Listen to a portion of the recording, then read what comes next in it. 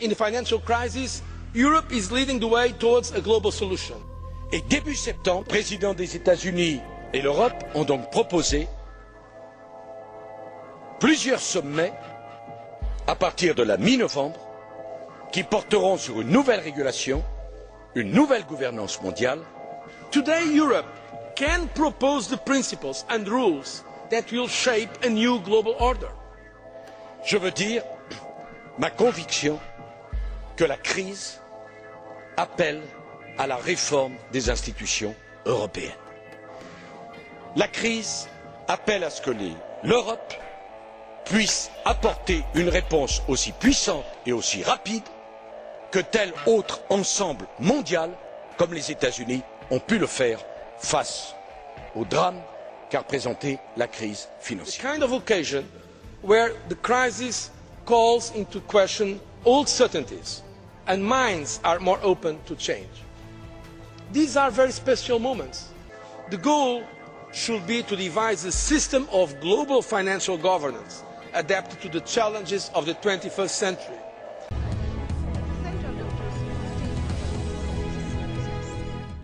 Teaming up with emerging economies, Europe seeks Chinese and Indian help to overhaul the US-orientated global financial architecture. Is the New World Order on the cards? And why is Europe looking east? And at what price? This is Inside Story. Europe shows its true colours in times of crisis. Et donc, nous aurons avec le président Barroso à construire une feuille de route pour le mois de décembre pour voir comment on apporte une réponse à la question irlandaise. We discovered that the more you look into the EU, the more it becomes clear that it is part of an even bigger global agenda. This agenda is to end national sovereignty and independence and merge more and more control of the world into the hands of a small number of elite who have great influence on large countries and organisations. History has proven how this level of power corrupts and has shown how it's open to abuse, tyranny and repression of the population. We have before us the opportunity to forge for ourselves and for future generations a new world order, a world where the rule of law, not the law of the jungle, governs the conduct of nations.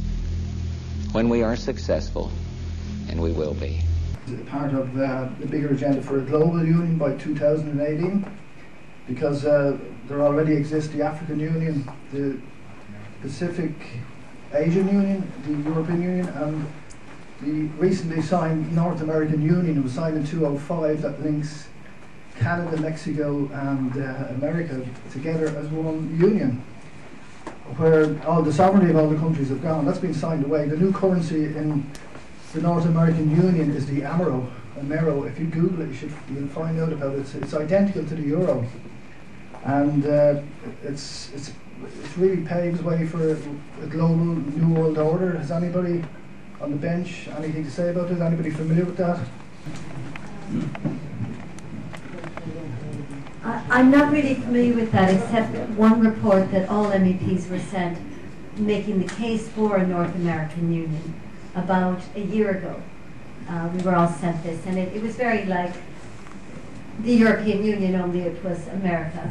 Proposed new currency for the North American community, which is being developed right now between Canada, the U.S., and Mexico to make a borderless community much like the EU, and the dollar, Canadian dollar, U.S. dollar, and the Mexican peso replaced by the Amero.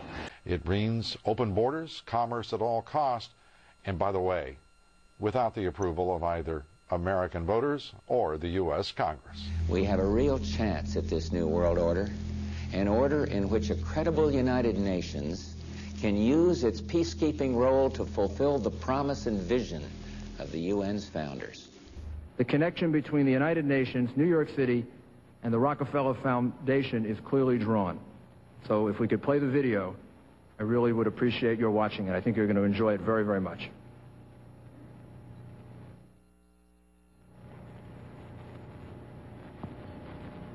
On the eve of the 50th anniversary of the United Nations, it is important to recognize more than just an event. From the early history of the United Nations, the Rockefeller family embodied the idealism of those years. The gift of a site by John D. Rockefeller Jr. for a permanent world capital in New York. We were all given a big report, you know, towards the North American Union. And who did that come from? Sorry, I don't know.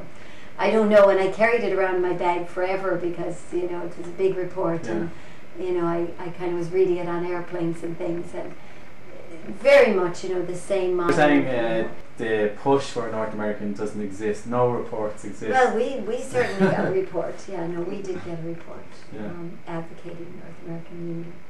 I can't take it from here. Okay. But they obviously made 700 copies of it and got it into our our boxes. President Bush said that the New World Order was in tune, and that's what they were working for. The UN is part of that government. They're working right now very significantly for a North American Union.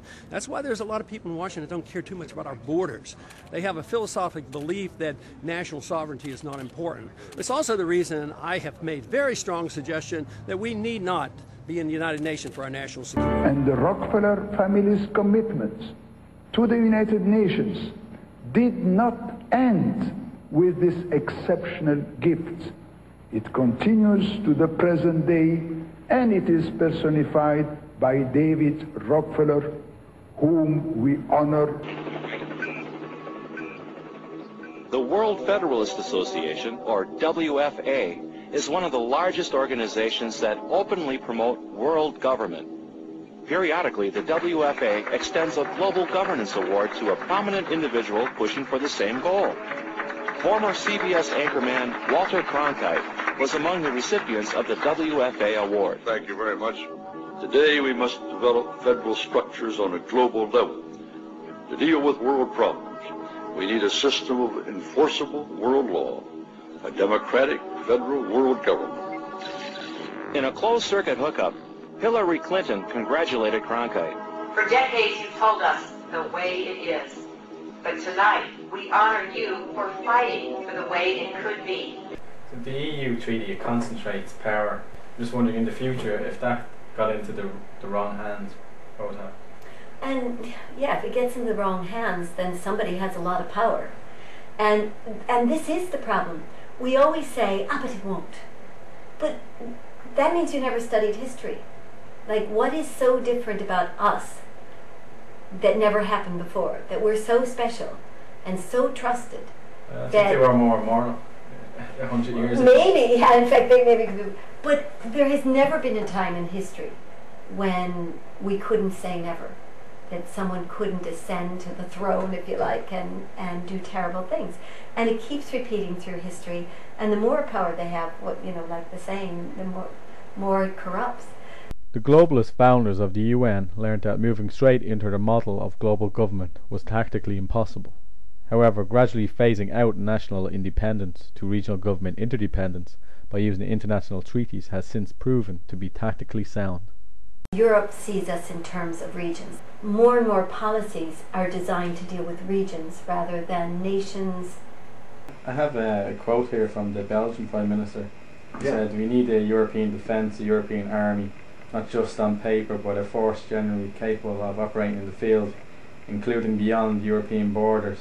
I'm advocating a more powerful Europe. In short, I'm advocating a United States of Europe." Yes, so that's the current Belgian Prime Minister, Guy Verhofstadt, who is very strong federalist. So, in conclusion, ladies and gentlemen, a new world is emerging. It is a new world order